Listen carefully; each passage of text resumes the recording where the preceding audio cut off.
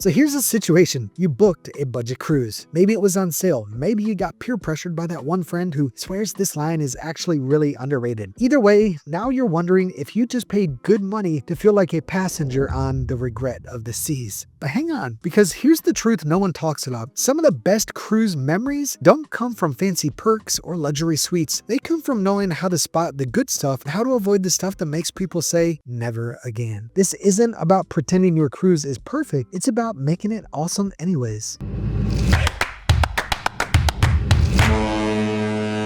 Hey y'all, I'm Evan with Family at Sea, where we help make every cruise unforgettable, even the ones that cost less than your last Costco run. Now this video isn't a ship review. I'm not breaking down drink packages or arguing about whether a balcony is worth it. This one's way more personal because here's the thing, you can be on the fanciest ship ever built, eating steak under chandeliers and still be grumpy about the Wi-Fi. Or you can be on a ship that gets roasted daily in Facebook groups and still have the time of your life. So today I'm sharing exactly how to turn a budget cruise into a surprisingly awesome vacation. In it, I'll cover how to hack comfort without spending extra, sneaky tricks to make even the worst food taste better, and smart upgrades that actually feel like luxury. So if you're ready, I am. Let's go. Okay, a quick detour here before we jump in. If you're even thinking about booking a cruise, you've got to check out my friends at Cruises It. They've got access to better rates, extra perks, and discounts that most people don't even know exist. It's like they know a guy who knows a guy who once saved $300 just by booking a trip on a Tuesday. Total legend, that Tony. And here's the best part. After you book, they actually monitor your fare. And if the price drops before final payment, they lock in the lower rate. No forms, no phone calls, no effort. You just save money. And yes, you can talk to a real human. Click on the link in the description below if you like to book things on your own, or call the number on the screen and someone from their team will help you out. Just tell them Evan from Family at Sea sent you. Hey, if you're into cruise tips, honest reviews, or you just want to make smarter decisions about your next trip, hit that like button and subscribe. I've got a lot more to share that'll help you cruise better, not just cruise more often. All right, let's talk about your cabin. Is it spacious? No. Is it cozy? Also no. Is it slightly bigger than a walk-in closet but still somehow less functional? Absolutely. But here's the thing, you can turn that sardine can into a pretty solid little base camp if you pack smart. First up, a small fan. Some budget cabins get real warm real fast, and not like the beach day warm, more like someone forgot to pay the AC bill warm. So a little breeze goes a long way and your sleep deprived self will thank you later. Then swap your suitcase chaos for packing cubes.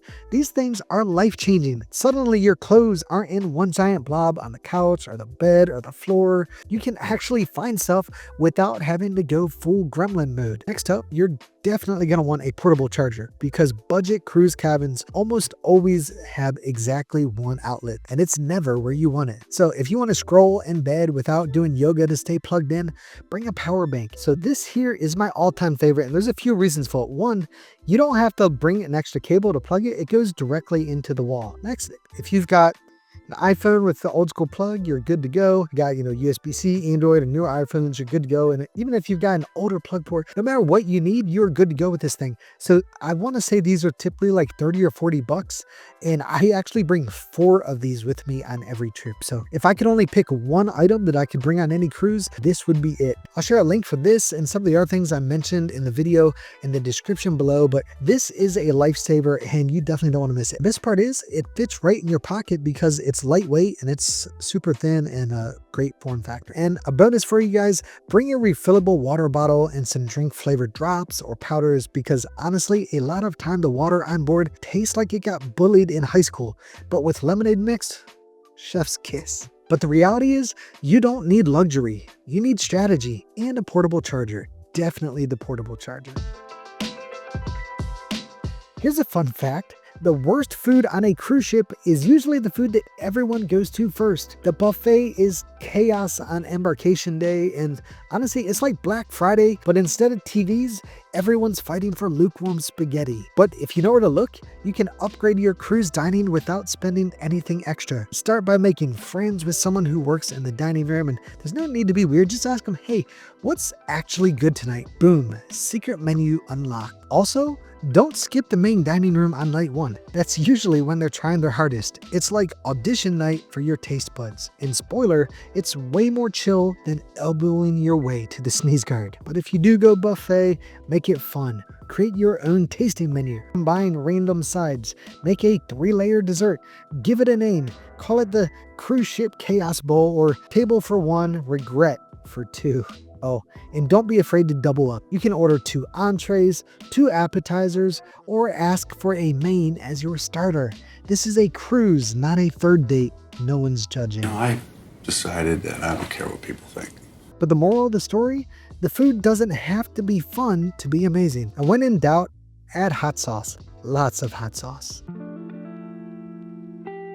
One of the biggest myths about budget cruises is that there's nothing to do. And sure, maybe the entertainment budget went more toward inflatable pool toys than Broadway talent, but that doesn't mean you're stuck twiddling your thumbs in a deck chair for 4 days. You just have to lean into the weird. Join the trivia night. You'll get way too competitive about facts you didn't even know you knew. Okay, Evan, but I don't want to be the weird adult alone at trivia. Right, totally fair, but plot twist, everyone at trivia is either weird, lost, or mildly competitive. You'll fit right in. Bonus points if your team name is something like the Unsinkable Nachos or Family at Sea's biggest fan. And don't forget karaoke, even if you can't sing. Actually, especially if you can't sing. You will instantly become a legend to at least 3 people and a cautionary tale to the rest. And about those theme nights, you don't have to wait for the ship to throw one. Start your own. Show up to the pool deck in cowboy boots. Declare it formal at the buffet night in your sailing's Facebook group. See who follows your lead. Someone will. It's always the guy named Carl. Bottom line, the best memories aren't always planned. Sometimes they start with a bingo card, a free drink, and someone named Brenda trying to moonwalk. Alright, confession time. I love a good upgrade, but I also love not spending $300 for slightly fluffier towels and a glass of wine that tastes like regret. So here are a few sneaky little moves that make your cruise feel way more premium without torching your bank account. First up, the drink strategy. Skip the $80 a day drink package unless you're really committed. Instead, grab the soda package and bring your own flavor drops or mixers, instant mocktails. Throw in a splash of powdered lemonade and suddenly you're at a beach club in your head with slightly sticky flip-flops. Then there's specialty dining. Most ships have at least one decent option for under $30, so book that once. It changes the whole vibe. You'll sit down, get real silverware, and immediately feel like you snuck into first class. Isn't that cheating the budget cruise experience, Evan? Yes, and you should absolutely do it again next trip. And here's a weird tip that works. Explore the ship early in the morning. While everyone else is still horizontal, you've got a quiet pool deck, a sunrise view, and hot coffee with 0 elbow traffic. It's like the ship forgot it was cheap for a minute and let you in the good part by accident. Finally, if your room is a dungeon with no sunlight, bring a little LED light strip or battery powered candle and the mood is instantly activated. It's not about being fancy, it's about feeling like you're fancy, even when your cruise costs less than a weekend at Applebee's.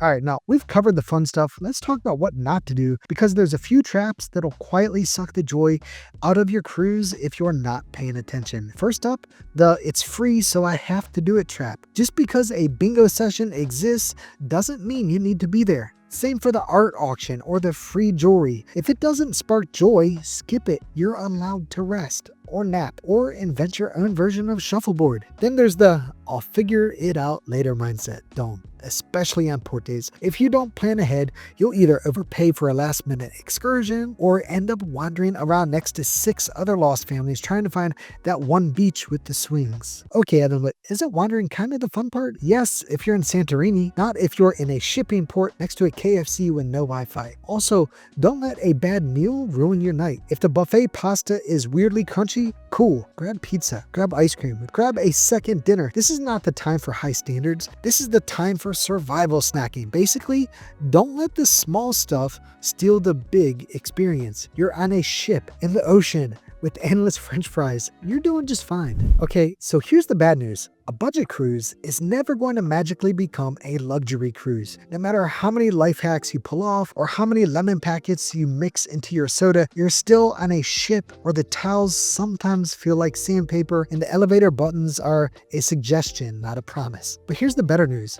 You don't need luxury to have an amazing time. You just need to stop doing what everyone else is doing and start making the cruise your own. And if you're sitting there thinking, okay, Adam, but what about the stuff cruise lines don't want me to know? Oh, we're going there. Because in the next video, I'm sharing the money-saving hacks the cruise lines really hope you never figure out. From sneaky booking strategies to onboard loopholes that still work in 2025, I'm laying it all out. So if you like saving money, and let's be honest, you're on a budget cruise, so I know you do, you're not going to want to miss that one. You've already cracked the budget cruise code. Now let's break the cruise industries. And guys, as always, thank you for watching, and until next time, may your seas be smooth and your horizons wide. Bon voyage!